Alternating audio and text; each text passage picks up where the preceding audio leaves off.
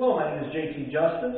I am a doctoral student here at Liberty University Online. In addition to that, I'm an adjunct professor at Truman McConnell University in Cleveland, Georgia. But for my day job, as I like to tell people, I am a docent at Hardman Farm State Historic Site here in Saltine-Nacoochee, Georgia. Now, when I first got this job back in 2019, I told all my friends that I'd gotten this job as a docent at a state historic site. And their response was pretty universal. They all asked me what a docent was. They had no idea what that meant. And today, I suspect that some of you may not know what that term means, but I want to talk to you about what it is like to be a docent, what it means to be a docent, and how that can help you further your own educational career. Now, before we go into that, I want to talk to you about the house we're standing in right now. Now, this house was built in 1870 by Captain James Nichols, and you can see his portrait right here. Captain Nichols was a Confederate cavalry officer during the war, and he had served with Lee and Stewart in much of the Eastern Theater throughout the war. Judge Stewart thought he was a very capable officer and said so in a dispatch, recommending against his promotion because he was just too competent as an acting quartermaster to be given a higher rank. But after the war, he returned home to Milledgeville, Georgia, which at that time was the capital of the state. And at that point, he was suffering from many of the side effects of the malaria that he had caught toward the end of the war. Back then, they thought the best way to treat those sorts of diseases was to convalesce in a different climate. So what he did is he came up here for a vacation, and he ended up loving this place so much he wanted to move here permanently. So he bought about 2,600 acres here around 1870, built the house that you see right here, moved in with his wife, his daughter Anna Ruby, and his mother-in-law, and they lived here for about 23 years. Now, this house, when it was built in 1870, was quite the architectural marvel in a number of ways. This had all sorts of features and luxuries that were prevalent almost exclusively in cities when it came to houses like this, but yet they found a way to include many of the latest technologies and luxuries here in this house. So, for example, Captain Nichols enjoyed gas lighting for his house. And that was at a time when most homes out here wouldn't have had access to that sort of thing. But when he owned this place, he used gasoline, we believe, initially. You can just imagine the smell that that would be like in addition to the dangers of a gas explosion. But on top of that, he also had closet space at a time when that was very rare. Most homes like this didn't have closets because most people didn't have the clothes to justify permanent closet space. And even if you did, most local governments would tax you based on the number of rooms you had, and anything with a door like this, they could count as a room.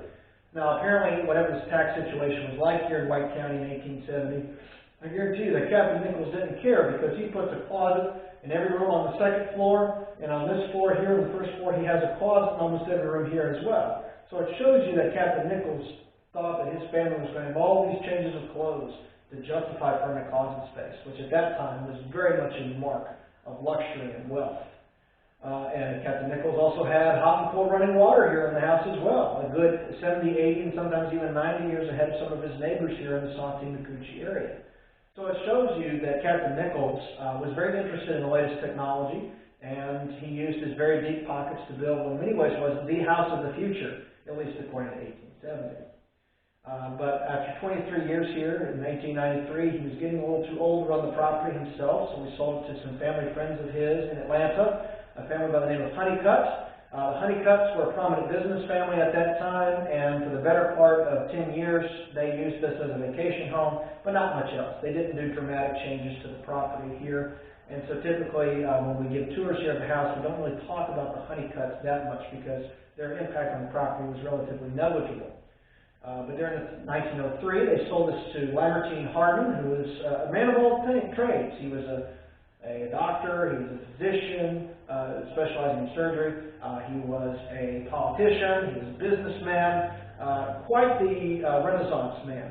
And when he owned this place, he didn't just want another vacation home, but rather he wanted to turn this into a productive property like many of the others that he had owned.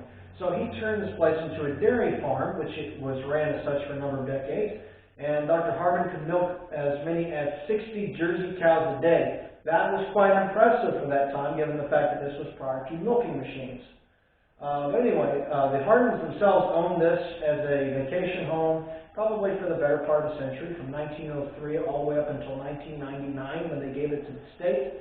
And the state has turned it into its own historic site. Now, because of all sorts of regulations and renovations that were needed, this house took a while before it could be open to the general public. In fact, it took us about 15 years to get this in a place where we could present it to the general public. But nevertheless, we were able to open in 2014, and since then, this place has been growing in terms of the number of visits we've had every year, even with the advent of COVID. Now, when I started here, I had not actually been here before, so this was sort of a very new experience for me, and I've been to a number of museums and historic sites throughout my life, but I wasn't quite familiar as to what it would take to be a docent, much less the term. Now, when I started here, I ended up getting to see all sorts of things here, meeting and interacting with all sorts of people, and it's been a very beneficial experience to me overall when it comes to my general goals in hoping to work toward becoming a history teacher. So, before I go any further on that, let me give you some benefits as to why it would be very useful for your career, as to why you would want to be a docent. In the first place, it is a very good way to build up your public speaking and your people skills. Now, when you're here, when you're a docent, you are interacting with people all the time. As a docent, your job as a guide is and as a guide, you interpret the objects that your guests are seeing. Like when you're going through a museum, you're not just simply pointing to objects, you're explaining or interpreting the significance of those objects. So, as Merriam-Webster says, that you're a guide, you're a public guide or a tour guide, giving your guests sort of explanation and background as to the objects they're seeing in the museum, that's your primary job. And in order to do so, you have to develop your public speaking skills. And now, as a docent, I had to develop those quite well, especially as I would get bigger groups, and sometimes it's harder to hear over larger groups of people. And also, as you're teaching, as you're being a docent, you also have to learn how to hone in your people skills as well. You're going to be asked all sorts of questions, and you have to learn how to deal politely with total strangers if you've never had that experience, or if something like that might frighten you. As somebody who's very introverted myself, doing this sort of work was actually very helpful in me developing my public speaking skills as well as my general people skills as well. So if you're going to be a teacher, if you're going to be working in a public education, like whether it's college or school or what have you, this sort of experience is invaluable for when you end up in a public teaching setting.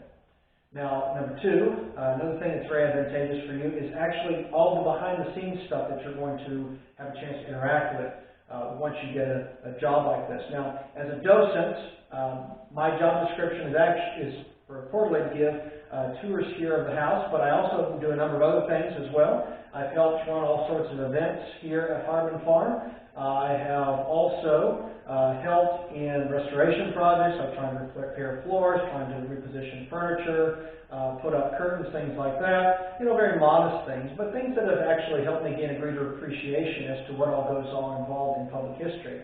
And so, if you're wanting to sort of wade your feet, so to speak, into the pool of public history, being a docent is actually a very good opportunity for you to do so. And it gives you a chance to see all sorts of things that you wouldn't otherwise as a member of the general public. Now, the third thing is that it looks good on any resume. Again, if you want to go into teaching, or if you want to go further into public history, like in archival work, or as a museum curator, or as a manager in that area, having that on your resume, that you worked as a docent at a museum or a historic site, can look really good when you're trying to get a job in those areas, and especially if you can land a position like that at a government site, whether it's a state or a national site. That's going to look good on any resume, as any government job would.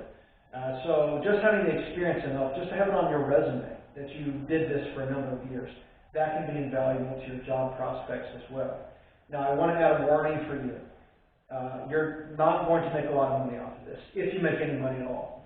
As a docent, I work part-time here for the state. I'm very fortunate enough to get paid, but a lot of docents at other sites don't get paid. It's on a volunteer basis. And even here at Harmon Farm, we actually did a lot of volunteer work from some of our friends here in the area, friends with a capital F.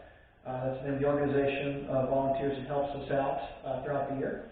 And we get some volunteer work that way as well. So I would not recommend being a docent as a way to make money, but being a docent is largely for the experience that it gets you, not just in public speaking, interacting with the public, in working behind the scenes.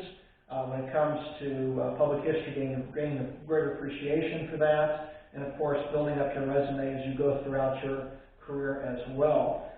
So as somebody who has been a docent for a while and who has gained a lot from it, especially when it comes to my position in the classroom as a teacher, as an adjunct, as well as some of the areas even in my ministry at my local church as well, I would recommend to any history student to at least look into opportunities of being a docent. So, as I said, it's not a very good career option if you're wanting to look for something permanent, but it is really good if you're wanting to build up experience for those sorts of things.